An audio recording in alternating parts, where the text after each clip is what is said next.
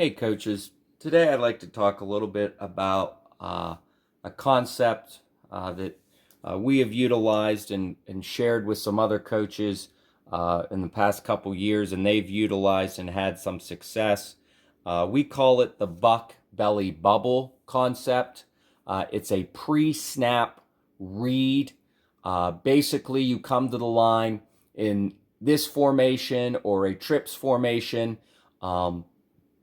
And out of that formation, you can either run the belly QB ISO weak, the buck sweep strong, or throw a bubble backside to your H back based on the defensive alignment. So you get up, your team gets to the ball, they line up, you see how the defense lines up, and then you have a signal or you have a code word or a number, and based on the call, your team's going to run the play based on the defensive alignment.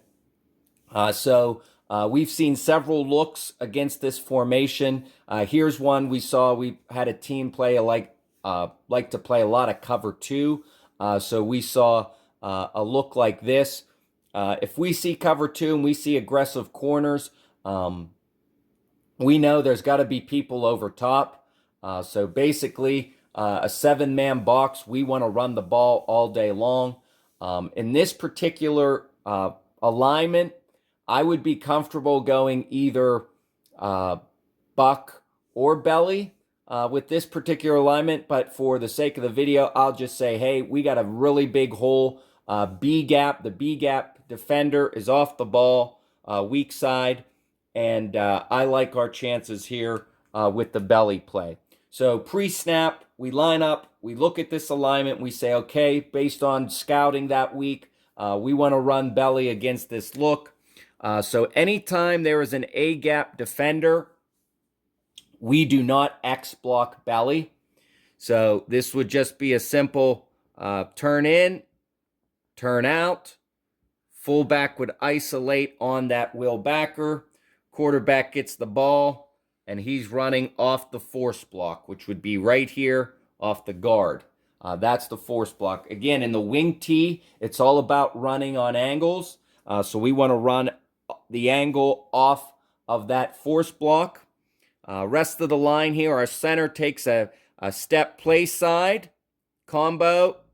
We want him to cut off that Mike backer, so a punch and go. Step play side cutoff. Step play side cutoff. Don't let anyone cross our face. Again, we're staying square. That way, if that tackle does come down and crosses our face, we take him. Anytime we run belly away from the tight end, he's cut off here. We're going to run off here. We're going to run off here. Try to see if we can get them to look outside.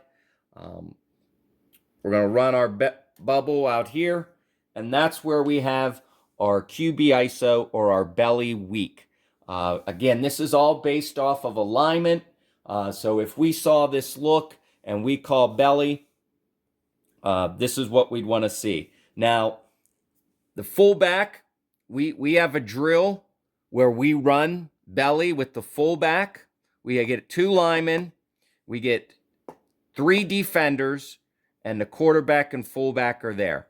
And the reason we do this drill is because you want your fullback to read the down block on buck sweep. Where is the edge? 90 degree off the edge. We want that to happen.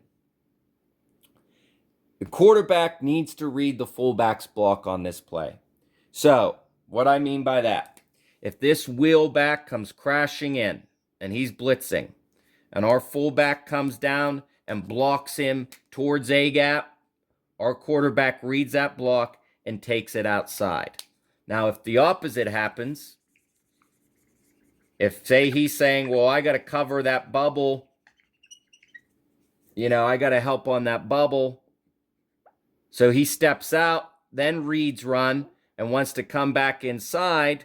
We then tell our fullback, hey, take him outside, and the quarterback needs to then cut up into the area there. So we do have a drill. Again, I can tell you more about that later time, but we do have a drill that simulates this. So these guys can get repetition based on the look, how the wheel plays. The coach will stand behind the fullback and tell the wheel where he wants them to go. Shoot inside, go outside, shoot the gap. Fullback reacts, either takes them out inside, takes them outside, or just blows through them to get in his way and the quarterback goes. But this has been a really great play for us. It's really helped our buck sweep as well because teams have shifted. So here's a look you may see a lot. Because of our heavy run tendency, we see a lot of 8-man boxes, 8-man fronts. This is kind of, you go and look at the wing tee, defending the wing tee. There's a lot of 4-4 stuff out on the internet. This is a alignment we've seen a lot of, and this is alignment that we like to see, because this is something where we feel there's a natural hole there, a natural bubble there for that buck sweep to be ran. So if we see this, we are going to go ahead and we are going to run a buck sweep against this front. Again, we'll see cover 3, so we know we have a flat there with the rover back. He's probably thinking bubble with that cover 3. We do have our post wheel pass game out of that to keep those flat guys honest. But in this alignment, again, we're thinking buck all the way. So our rolls here, gap down backer. This will be the force block right here. The tackle will set the edge. Gap down backer. Take the mic backer. Our first guard, he's the pull. He is going to be pull kick. It's very important coaching point here. We do not want to give up ground when we pull. We want to pull towards the line of scrimmage, going with the line of scrimmage, not giving up ground. When we give up ground, we give up inside leverage. And if that end is squeezing on the down block and we give up ground, he can get inside us and make the play. So we want to make sure we're coming right off the tackle here and we are getting upfield. Okay? Our center's rolls, most dangerous A gap. So he's going to post up here on this nose tackle. Our backside guard has pull lead. Our backside tackle has pull check. He's going to step down here to see if anybody's threatening B gap. Our fullback comes across, takes his 90-degree cut off the down block, and he's going to cut up inside there. So we got our stalk, or if we want to run our bubble, post, we got our runoff here. And then quarterback carries out the fake after the handoff. So you can see just by the alignment here that we're getting in this 4-4, you have this natural lane where you can run this buck sweep. Now again, this is a little different than the traditional. Again, when we went to the gun, we wanted to eliminate the tight end wing. So this Z player here, normally he would be in the box here and he would be down blocking that end and we'd be making this an outside sweep play. We wanted to get away from that. We wanted to free up our tight end. We also noticed that the edge player, we were able to find the edge player easier by removing that wing. Getting that corner out of there also opened up some other things we like to do in the run game. But this 4-4 look, especially if this backer, we've seen teams where this backer is up here, and both of these players will come up on the snap and leaves a very big opening here in the defense. So against this 4-4, out of this alignment, our buck, or our belly buck or bubble, we would definitely feel confident running buck sweep against this front.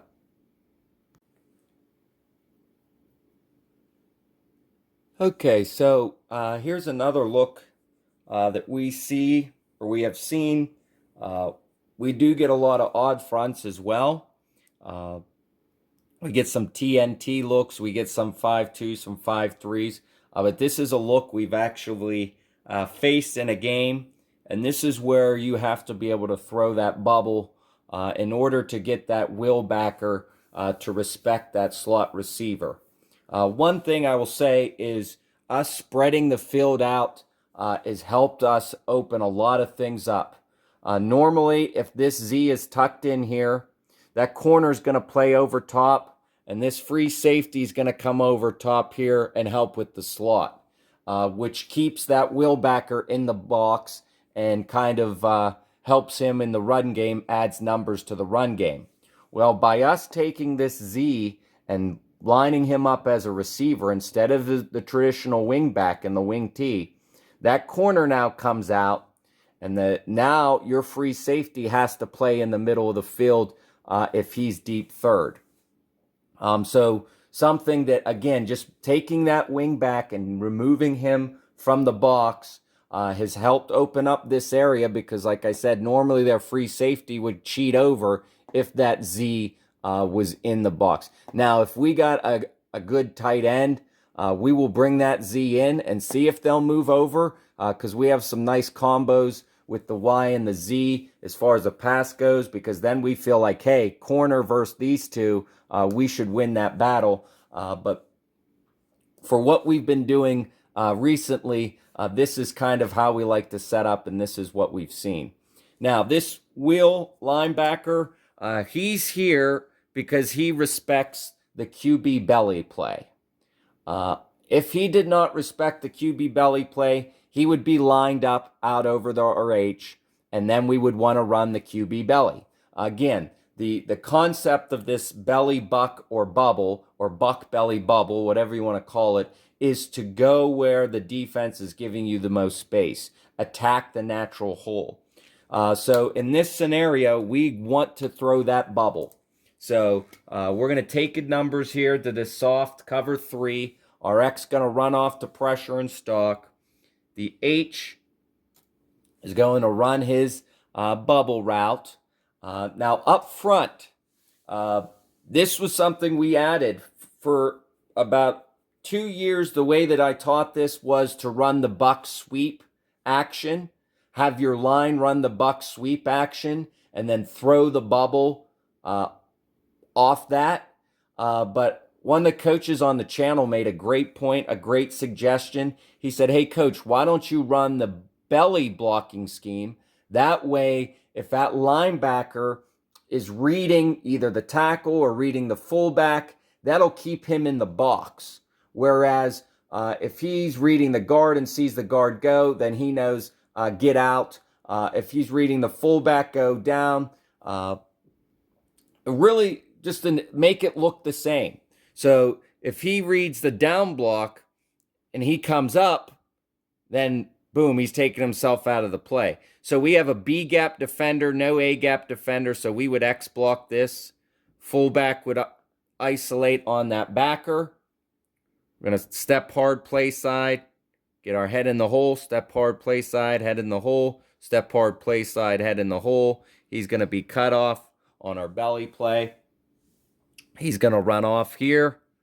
So now what we do is quarterback's going to get that ball, and we coach to have him throw it.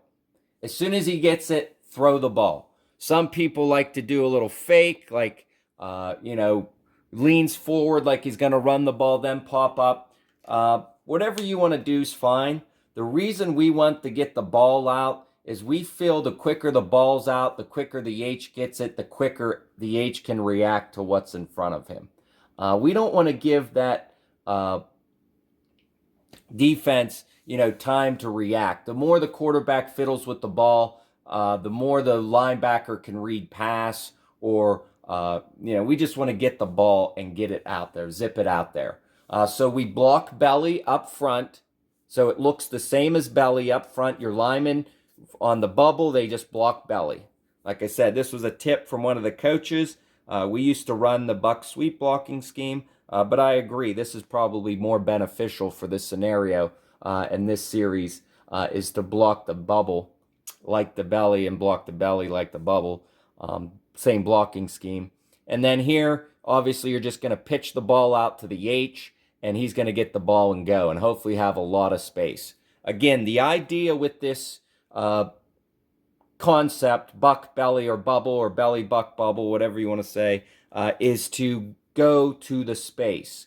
I like to run the ball. You know, as OC, I want to run the ball a lot. So I want to make this guy get out of here so I can keep running. Now, if I call, belly on this backside, we should have a really, really big hole.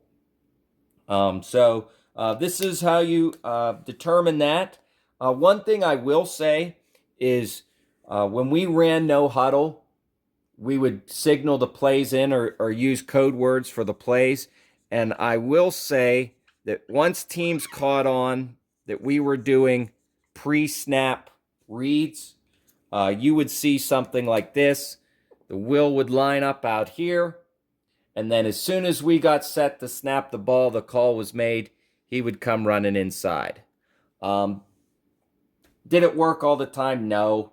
We're still one-on-one there. I like our matchup with, our fullback should be able to make that block. We should still, if we called belly and then he moves in the box, we do what we do. But one thing that we added after that was a dummy cadence.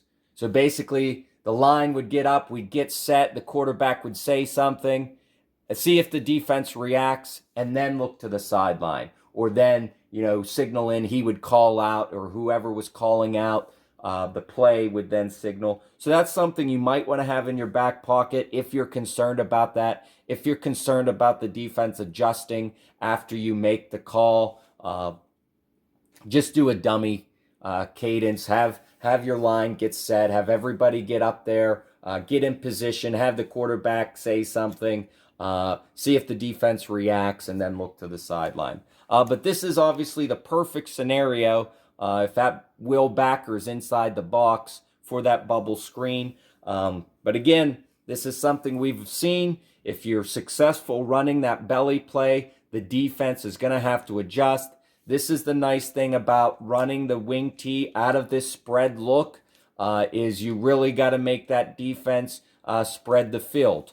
Now eventually well-coached teams are going to do things to try to put little wrinkles or do things to try to slow you down, and you got to be well-coached and your guys got to execute. But these are some things that to have in your toolbox here if you're running the wing tee that we've had success with, we've seen other coaches have success with.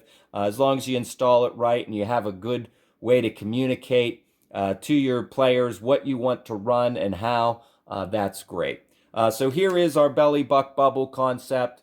Hopefully you get some mileage out of it. If you do, any questions, go ahead, email me, contact the channel, and I'll be more than happy to help you out with that. And look forward, hopefully, here to more Whiteboard Wednesdays as we progress.